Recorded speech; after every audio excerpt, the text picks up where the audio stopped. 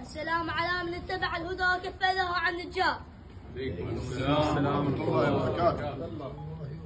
أنا اليوم ما جاي أشكالم. احنا تربينا مجلس الحسين عليه السلام وتعلمنا انه هذا ضربة حق ودائما الحق بيضيع.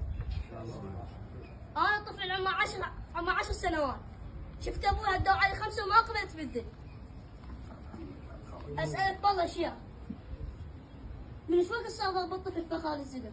ما بيها فرق. بس انت زلمه ونحملنا انت زلمه، انت مو طفل، انت زلمه. زلمه انت شعب ما عليك زود. شايل اسم ابوك احنا من سكتنا مو جبن ولا خوف. ونعم منك. ما عندكم جبن. احنا سكتنا لان نخاف الله. ونعم التربية. وانت من طرفين ختام الحسين عمي. ونعم التربية ونعم التربية. اذا انتم عندكم ضرب الطفل شجاعه، فاحنا عندنا الشجاعه حدود الله. بارك الله فيك. والحق عندنا ما ضيع. والسلام عليكم.